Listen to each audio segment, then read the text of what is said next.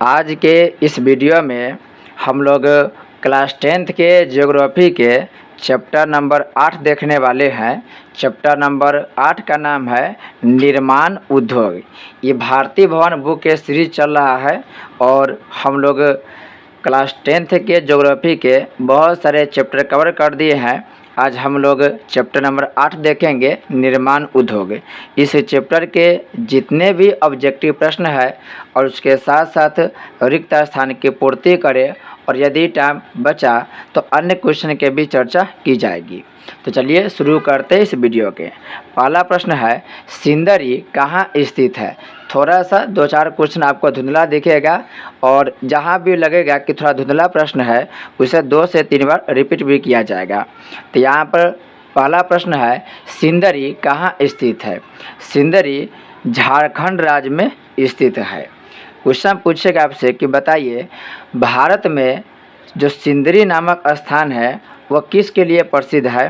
तो जो सिंदरी नामक जो स्थान है यह उर्वरक उद्योग के लिए प्रसिद्ध है। याद रखेंगे उर्वरक उद्योग के लिए सिंदरी प्रसिद्ध है कहाँ पर, तो झारखंड में है।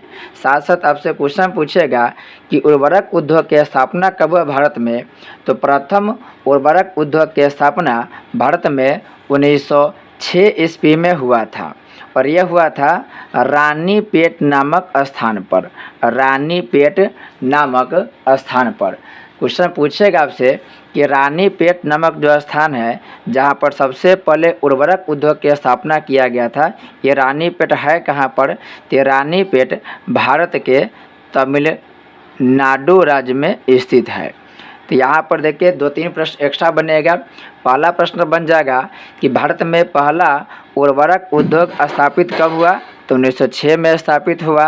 कहाँ पर, तो तमिलनाडु के रानीपेट नामक स्थान पे हुआ। लेकिन यह जो उद्योग था यह उस हिसाब से सफल नहीं हुआ, अतः बहुत बाद में जा कर के सन 1952 ईस्वी में, यह डेट भी आप याद रखेंगे, 1952 ईस्वी में उर्वरक उद्योग सही रूप से यानी कि विकसित रूप से सफल हुआ। और ये जो 1952 ईस्वी में एक उद्योग खुला, कारखाना खुला जो सिंदरी नामक स्थान पर था, जो सफल हुआ था। तो प्रश्न पूछेगा आपसे कि बताइए भारत में प्रथम सफल या विकसित उर्वरक कारखाना कहाँ पर लगा। तो वह होगा सिंदरी। और कब लगा, तो 1952 में। सिंदरी में जो कारखाना खुला था वह खुला था 1952 ईस्वी में। और जब कारखाना खुला था तब सिंदरी नामक स्थान बिहार में हुआ करता था। लेकिन सन 2000 में जब बिहार और झारखंड का बंटवारा हुआ तो सिंदरी नामक स्थान झारखंड में चला आया। तो यह भी तथ्य आप याद रखेंगे। सिंदरी में जो कारखाना खुला वो खुला था 1952 ईस्वी में। अभी वर्तमान में सिंदरी कहाँ है, तो वर्तमान में सिंदरी झारखंड में है। लेकिन जब स्थापित हुआ 1952 के समय तब सिंदरी नामक स्थान बिहार में, उस समय बिहार में स्थित था। इसलिए कभी कभी आपसे प्रश्न पूछता है तो ऑप्शन में आपको बिहार नहीं देगा, झारखंड नहीं देगा, वहाँ पर बिहार देगा, तब उसका राइट आंसर बिहार होगा क्योंकि उस समय के लिए सिंदरी बिहार में स्थित था। नेक्स्ट प्रश्न है कह रहा है कि जमशेदपुर किस उद्योग के लिए प्रसिद्ध है। जमशेदपुर लौह इस्पात उद्योग के लिए प्रसिद्ध है। याद रखेंगे जमशेदपुर में पहला सफल कारखाना स्थापित हुआ था लौह इस्पात उद्योग के और उसका नाम था टिस्को। ये जो टिस्को नामक कारखाना है यह स्थापित हुआ था 1907 ईस्वी में। टिस्को का फुल फॉर्म हो गया Tata iron and steel company. T से टाटा, आई से आयरन, एंड स्टील, एस से स्टील, सी ओ से कंपनी। और यह है कहाँ पर, तो जमशेदपुर नामक स्थान पर स्थित है। पहला बार जो सफल कारखाना हुआ था वो लौह इस्पात के लिए, उसका नाम टिस्को था। नेक्स्ट है कह कि चीनी उत्पादन में कौन राज्य भारत में सबसे आगे है। इसका राइट आंसर हो जाएगा महाराष्ट्र। चीनी उत्पादन में महाराष्ट्र सबसे आगे है। सेकेंड स्थान पर कौन आएगा, तो सेकेंड स्थान पर उत्तर प्रदेश आता है। महाराष्ट्र राज्य में चीनी का जो निर्माण होता है वह गन्ना के साथ साथ एक जो फल होता है चुकंदर, इससे भी चीनी का निर्माण होता है। इसके वजह से महाराष्ट्र जो राज्य है वो सर्वाधिक चीनी का उत्पादन करता है। तो इसका राइट आंसर हो जाएगा महाराष्ट्र और सेकेंड स्थान पर उत्तर प्रदेश आता है। नेक्स्ट है, इनमें कौन सूती वस्त्र उत्पादन में अग्रणी है? आप ऑप्शन देखेंगे तो ऑप्शन के अकॉर्डिंग यहाँ पर इसका राइट आंसर हो जाएगा कोलकाता। कोलकाता ऑप्शन के अनुसार कोलकाता राइट आंसर हो जाएगा। लेकिन अगर क्वेश्चन पूछा कि सूती वस्त्र के लिए सबसे प्रसिद्ध जगह कौन है, तो वह होगा भारत के महाराष्ट्र राज्य। भारत के महाराष्ट्र राज्य। इसके साथ साथ क्वेश्चन पूछेगा आपसे कि बताइए सूती वस्त्र के जो कारखाना है वो सबसे पहले कब स्थापित हुआ था और कहाँ स्थापित हुआ था, यहाँ से क्वेश्चन पूछता है। तो आप याद रखेंगे भारत में सबसे पहले सूती वस्त्र के कारखाना 1854 ईस्वी में स्थापित हुआ था।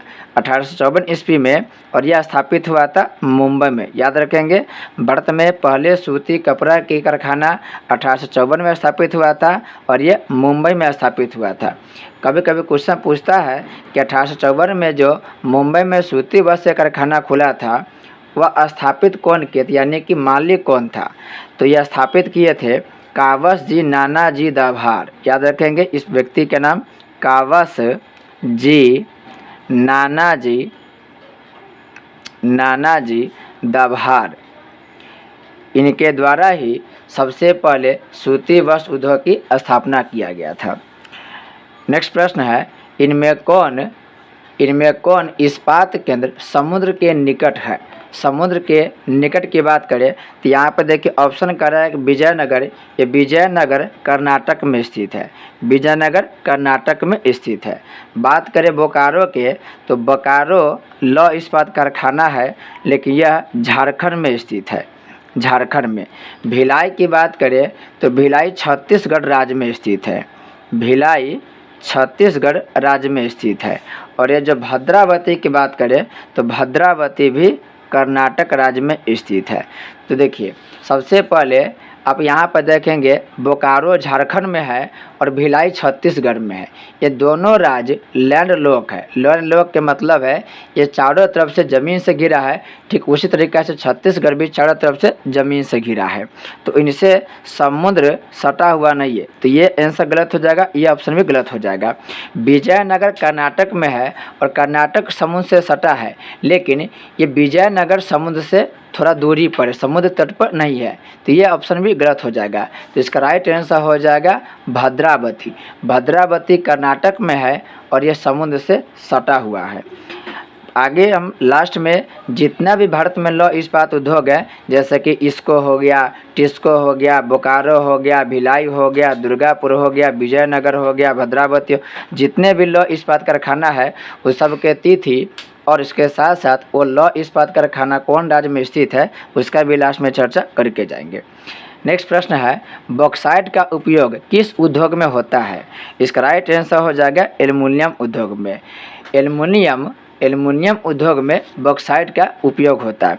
याद रखेंगे क्वेश्चन पूछता है कि बॉक्साइट किसका अयस्क है, तो एल्युमिनियम का अयस्क है। साथ साथ आप देखते हैं कोरंडम, वो कोरंडम भी एल्युमिनियम का ही अयस्क है। यहाँ पर एक है सीमेंट बनाने के लिए खूब क्वेश्चन पूछता है कि किस खनिज का प्रयोग करते हैं। तो याद रखेंगे सीमेंट बनाने के लिए चूना पत्थर का उपयोग किया जाता है। बहुत इंपॉर्टेंट है, यह क्वेश्चन खूब पूछता है। सीमेंट बनाने के लिए कच्चा माल कौन है, तो वह है चूना पत्थर। बहुत वीवीआई प्रश्न है, इसे याद रखेंगे। नेक्स्ट है, चूना पत्थर का उपयोग किस उपयोग में होता है, अभी बताएं। इसका हो जाएगा सीमेंट उद्योग में। सीमेंट उद्योग के लिए कच्चे माल कौन है, चूना पत्थर है। नेक्स्ट है, निम्नलिखित में कौन उद्योगों की स्थिति के निर्धारण में महत्वपूर्ण नहीं है? यहाँ पर स्थिति के निर्धारण में महत्वपूर्ण नहीं है, तो ऑप्शन कर रहा है बाजार बिल्कुल चाहिए। बिना बाजार के उद्योग स्थापित नहीं हो सकता है। फिर दिया है जनसंख्या, फिर है ऊर्जा और लास्ट में पूंजी। तो इसका राइट आंसर हो जाएगा जनसंख्या। जनसंख्या महत्वपूर्ण नहीं है, ऊर्जा और पूंजी ये सभी महत्वपूर्ण है। लोग की संख्या होना चाहिए, जनसंख्या नहीं, लोग के कुछ संख्या होना चाहिए और वह उद्योग के स्थापित कर देगा। नेक्स्ट है, भारत में स्थापित सबसे पहला सफल लौह इस्पात उद्योग कौन है? यह भी अच्छा प्रश्न है, इसे भी याद रखेंगे। तो पहला दे रहा है कि भारतीय लोहा और इस्पात कंपनी, इसको बोलते हैं शॉर्ट फॉर्म में इसको, ISCO, इसको। यह हो गया Indian iron and steel company. ये उद्योग सबसे पहले खुला था, लेकिन यह सफल नहीं हुआ बल्कि यह फेल हो गया था, तो यह गलत हो जाएगा। सन 1907 ईस्वी में, याद रखेंगे, सन 1907 ईस्वी में एक उद्योग खुलेगा, लौह इस्पात उद्योग, जिसका नाम है टिस्को, TISCO, टिस्को। इसका पूरा नाम हो गया Tata iron and steel company.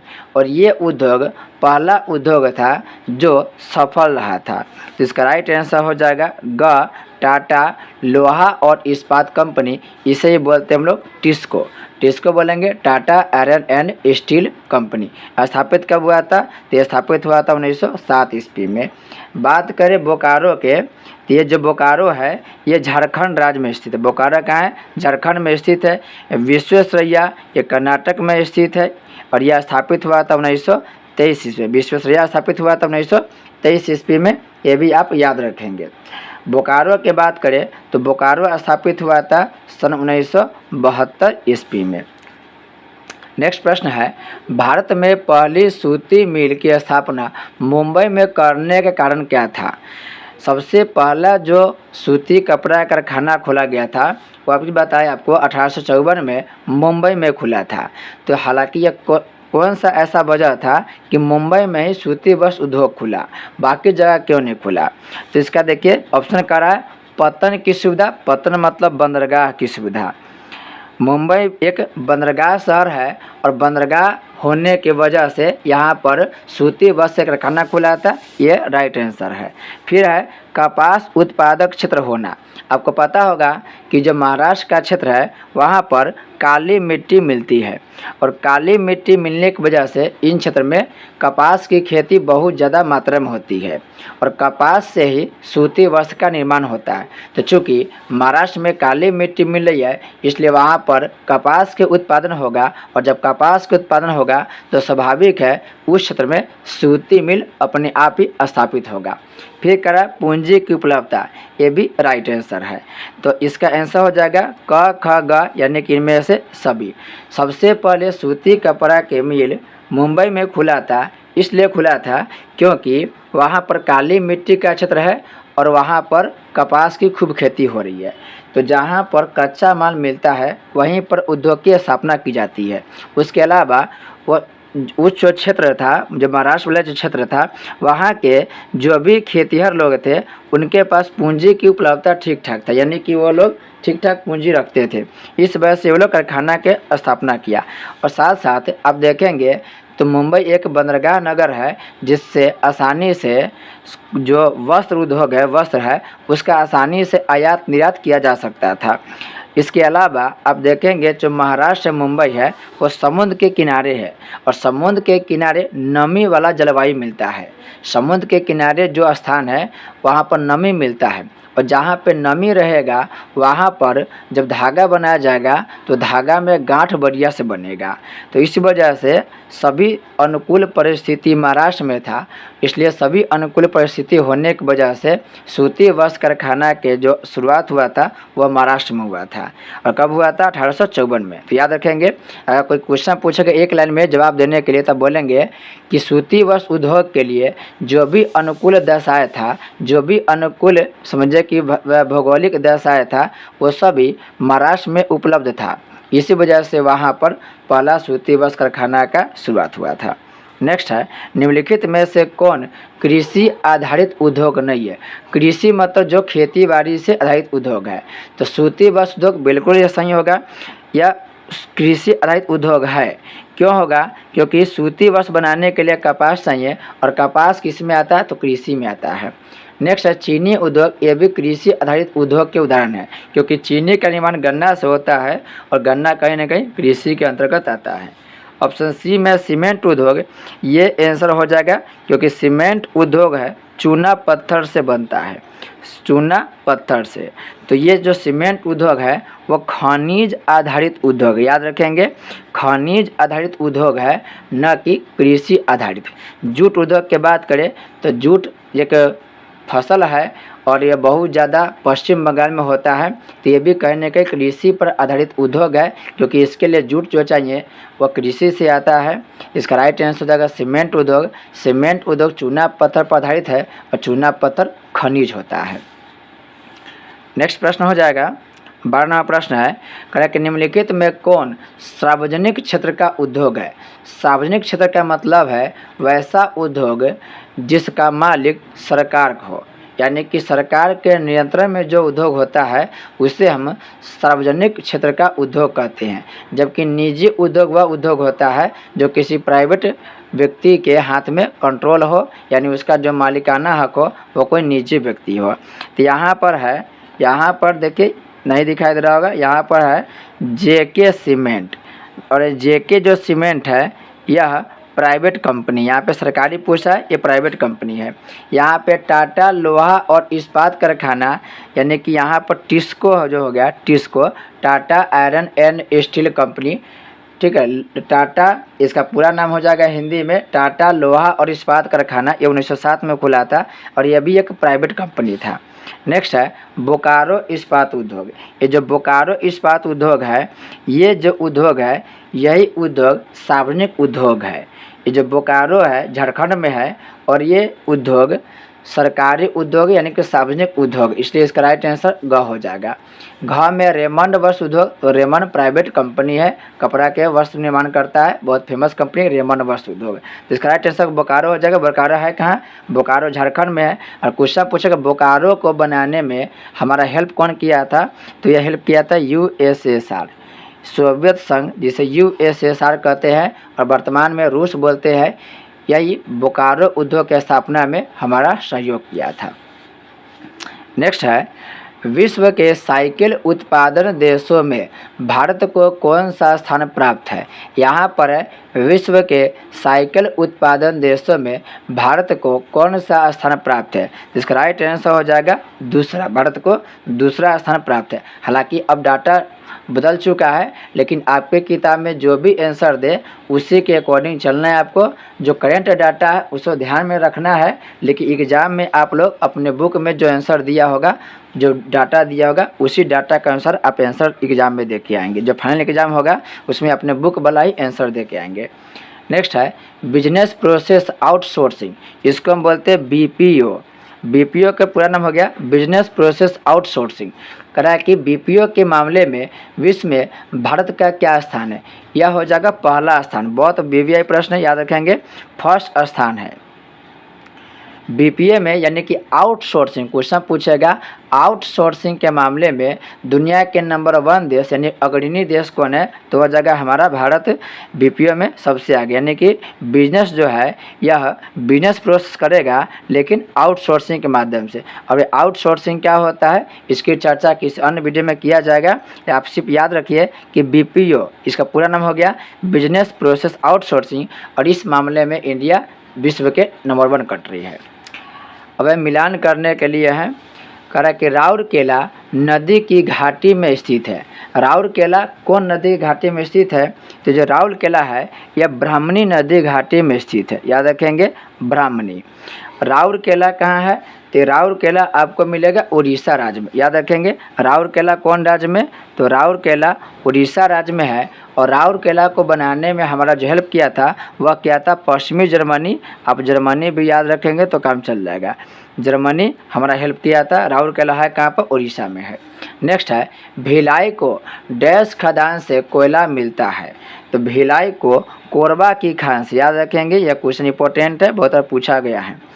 Jharkhand को कोरबा की खान से कोयला की प्राप्ति होता है। भिलाई है कहाँ, तो भिलाई झारखंड में। याद रखेंगे भिलाई कहाँ है, तो भिलाई झारखंड में है। और भिलाई को बनाने में हमारे देश के हेल्प किया था USSR। इसे भी याद रखेंगे USSR की मदद से भारत भिलाई कंपनी की क्या किया था, स्थापना किया था। नेक्स्ट है भद्रावती का पश्चिमी घाट के डैश जलप्रपात से पनबिजली मिलता है। ये जो भद्रावती है ये भद्रावती कर्नाटक में है, और इस भद्रावती को पानी जोग जलप्रपात से मिलता है। तो याद रखेंगे भद्रावती को जोग जलप्रपात, यहाँ पर होगा जोग जलप्रपात से पानी की प्राप्ति पनबिजली यानी कि बिजली की प्राप्ति होता है। नेक्स्ट है Tata iron and steel company की स्थापना, ये तो बहुत बता दिए 1907 में। टिस्को की स्थापना कब हुआ था? 1907 ईस्वी में हुआ था। नेक्स्ट है बॉक्साइट से एल्युमिनियम तैयार करना और गन्ने से डैश तैयार करना निर्माण उद्योग के उदाहरण है। तो गन्ना से क्या तैयार होगा? गन्ना से चीनी तैयार होगा, तो लिख लेंगे गन्ना से चीनी तैयार करना किसका उदाहरण है? निर्माण उद्योग के उदाहरण, निर्माण उद्योग के उदाहरण। क्योंकि गन्ना से चीनी बन रहा है तो कहीं ना कहीं किसी वस्तु का निर्माण हो गया, और निर्माण हो गया तो उद्योग कैसा? निर्माण उद्योग हो जाएगा। नेक्स्ट है कर्नाटक में लोहा इस्पात उद्योग का केंद्र डैश है, तो ये हो जाएगा भद्रावती। भद्रावती कर्नाटक में कौन हो जाएगा? भद्रावती हो जाएगा, यह लोह इस्पात कारखाना के प्रमुख केंद्र है। नेक्स्ट है क्योंकि भारत में सीमेंट का वार्षिक उत्पादन वर्ष 2007 से 8 में कितना लाख टन था? देखिए बहुत पुराना डाटा है, ऐसा क्वेश्चन एग्जाम में शायद ही कभी पूछने की संभावना रहता है। समझे कि 99% चांस ऐसा क्वेश्चन नहीं पूछेगा। जो भी डाटा पूछेगा आपसे, आपके बुक में जो दिया हुआ वो डाटा पूछता है, लेकिन इतना पुराना डाटा नहीं पूछेगा। 2023 चल रहा है तो पूछेगा आपसे 2015-16 वाला डाटा पूछ सकता है, लेकिन इतना पहले नहीं पूछेगा। लेकिन यदि पूछ ले तो रख लीजिएगा आप लोग 2520 लाख टन था। कितना था? 2520 लाख टन था। हालांकि बहुत ज़्यादा अभी इसमें चेंजिंग मिलेगा। नेक्स्ट है बिहार में डैश रेलवे उपकरण तैयार करने का प्रमुख केंद्र है। इसका राइट आंसर हो जाएगा जमालपुर। और बहुत इंपॉर्टेंट है, याद रखेंगे, ये जो जमालपुर है, ये जमालपुर बिहार के मुंगेर जिला में है। और यही जमालपुर एशिया के सबसे बड़ा रेलवे वर्कशॉप है। जमालपुर में एशिया के सबसे बड़ा रेलवे वर्कशॉप है। बहुत इंपॉर्टेंट है, वीवीआई लगा लेंगे, बहुत सारा क्वेश्चन पूछा गया है। नेक्स्ट है डैश वायुयान निर्माण का प्रमुख केंद्र है। यहाँ पर हो जाएगा HAL। HAL मतलब हिंदुस्तान एरोनॉटिक्स लिमिटेड। आप लिख लेंगे हिंदुस्तान एरोनॉटिक्स लिमिटेड। ये जो हिंदुस्तान एरोनॉटिक्स लिमिटेड है, यही वायुयान निर्माण के प्रमुख केंद्र, इसे शॉर्टकट में क्या बोलते हैं? HAL बोलते हैं। अब एक कॉलम अ को कॉलम ब से मिलाना है। कोच्चि, ये जो कोच्चि है, यहाँ पर समुद्री जहाज़ तैयार होता है। यानी आपसे पूछेगा पोत जो उद्योग है वो कहाँ पर है? तो केरल के कोच्चि में। कोच्चि कहाँ है? तो कोच्चि केरल में है। और यहाँ पर क्या बनता है? तो समुद्री जहाज यानी पोत बनता है। नांगल की बात करें तो आप पढ़े होंगे पहला चैप्टर में नांगल के बारे में। भाखड़ा नांगल ये जो क्षेत्र है, यह उर्वरक क्षेत्र के लिए भी यानी उर्वरक उद्योग के लिए प्रसिद्ध है। बात करें बेंगलुरु के, तो बेंगलुरु वायुयान उद्योग के लिए प्रसिद्ध है। वायुयान उद्योग के लिए प्रसिद्ध है। भोपाल की बात करें तो भोपाल में विद्युत उपकरण के बहुत सारा आपको क्षेत्र मिलेगा यानी केंद्र मिलेगा। और बोकारो की बात करें तो बोकारो लौह इस्पात कारखाना है। लौह इस्पात के यह केंद्र है बोकारो। बोकारो है कहाँ पर? तो ये बोकारो आपको झारखंड में मिलेगा। भोपाल कहाँ पर है? तो भोपाल मध्य प्रदेश की राजधानी है। कर्नाटक की राजधानी हो गया बेंगलुरु। नांगल आपको मिल जाएगा हिमाचल प्रदेश वाले क्षेत्र में। कोच्चि केरल में मिल जाएगा। तो याद रखेंगे जितने भी यहाँ पर इंपॉर्टेंट प्रश्न था वो सब की चर्चा कर लिए। अब हम लोग जो भी उद्योग है उसका स्थापना कब हुआ, कौन राज्य में है और कौन कौन विदेशी सहयोग किया था उसके बारे में चर्चा करेंगे। अब जो भी पॉइंट बताया जाएगा उससे निश्चित है एक नया क्वेश्चन आपको एग्जाम में देखने को मिलेगा ही। इससे हमेशा एक क्वेश्चन पूछ लिया जाता है, तभी हम लोग 5 मिनट में उसे कवर कर रहे हैं। चलिए शुरू करते हैं। आप लोग ज़्यादातर कॉपी में नोट करने की कोशिश करेंगे। कुछ बातें बताया जाएगा आपको एक्स्ट्रा, और कुछ बातें आपको कॉपी में नोट करना होगा। यहाँ पे हम बोलेंगे, आप नोट करते जाएंगे। बात करें इसको कंपनी के IISCO, यह इसको फुल फॉर्म आप लोग खुद नोट करते जाएंगे। इसका पूरा नाम हो गया Indian iron and steel company. Indian iron and steel company. यह पहला कारखाना था, लेकिन यह कारखाना सफल नहीं हो पाया। और क्वेश्चन पूछेगा इसका स्थापना कब हुआ था, तो ये 1890 में स्थापित हुआ था, 1890 ईस्वी में, लेकिन यह कारखाना असफल रहा। क्वेश्चन में भारत के पहला लौह इस्पात कारखाना कौन था, तो वह था इसको Indian iron and steel company. हालांकि इसका नाम और दूसरा कुछ था, लेकिन आप याद रखेंगे इसको 1890 में स्थापित हुआ था, यह असफल रहा था। फिर दूसरी बार में स्थापित हुआ टिस्को। टिस्को का पूरा नाम हो गया Tata iron and steel company, Tata iron and steel company. और यह भारत के पहला सफल लोहा इस्पात कारखाना था। इसका स्थापना हुआ था 1907 ईस्वी में। ये प्राइवेट कंपनी है, याद रखेंगे प्राइवेट कंपनी है, स्थापित हुआ था 1907 में। और भारत के पहला सफल कारखाना कौन है, तो भारत के पहला सफल कारखाना टिस्को है, Tata iron and steel company. तीसरे स्थान पर आता है विश्वेश्वरैया। विश्वेश्वरैया बहुत बड़े इंजीनियर थे विश्वेश्वरैया। और ये जो विश्वेश्वरैया हो गया, अब सबके लास्ट में नाम के आगे लोहा इस्पात कारखाना जोड़ते जाएंगे, तो विश्वेश्वरैया क्या हो गया, लोहा इस्पात कारखाना। ये 1923 में स्थापित हुआ था, 1923 में। टिस्को आपको मिलेगा झारखंड राज्य में, याद रखेंगे ये निजी है और ये कहाँ मिलेगा, झारखंड राज्य में मिलेगा। विश्वेश्वरैया कब स्थापित हुआ, 1923 में स्थापित हुआ। और विश्वेश्वरैया की बात करें तो यह मिलेगा कर्नाटका राज्य में, कर्नाटक राज्य में। ये सब प्राइवेट कंपनी था, ये जितना भी देख रहे हैं प्राइवेट। अब भारत एक विदेशी सहायता से एक कंपनी स्थापित करेगा जो सार्वजनिक हो, यानी भारत सरकार के द्वारा स्थापित किया गया कंपनी होगा, सार्वजनिक क्षेत्र का कंपनी। तो चौथे स्थान पर स्थापित होगा भिलाई। भिलाई, ये जो भिलाई है यह स्थापित हुआ था 1957 में, याद रखेंगे 1957 में। और इस भिलाई को बनाने में हमारा सहयोग किया था यूएसएसआर। यूएसएसआर को ही बोलते हैं सोवियत संघ, बहुत इंपॉर्टेंट है, याद रखेंगे। भिलाई के बनाने में हेल्प कौन किए थे, यूएसएसआर यानी सोवियत संघ। रूस भी दे दे तो भी चलेगा। 1957 में भिलाई है कहाँ पर, तो भिलाई छत्तीसगढ़ राज्य में, कितने, छत्तीसगढ़ राज्य में, याद रखें छत्तीसगढ़ राज्य में स्थित है। पाँचवें उद्योग की बात करें तो हो जाएगा दुर्गापुर। दुर्गापुर, और ये दुर्गापुर की बात करें तो यह हमारा भारत के पश्चिम बंगाल में हो जाएगा, पश्चिम बंगाल में यह दुर्गापुर है। और इस दुर्गापुर को बनाने में हमारा हेल्प किया था इंग्लैंड देश या ब्रिटेन, आप बोलेंगे इंग्लैंड या ब्रिटेन। तो याद रखेंगे दुर्गापुर पश्चिम बंगाल में है, ब्रिटेन के सहयोग से यह स्थापित किया गया था। स्थापित हुआ कब था, तो सन 1959 ईस्वी में यह दुर्गापुर उद्योग स्थापित हुआ था, यानी दुर्गापुर लोहा इस्पात कारखाना स्थापित हुआ था। छठा की बात करें तो यह राउरकेला। राउरकेला, ये राउरकेला याद रखेंगे कहाँ पर है, तो राउरकेला यह जो स्थान है यह उड़ीसा में है, आपको बताया भी थे पिछला वीडियो में, यह उड़ीसा में, राउरकेला उड़ीसा में है।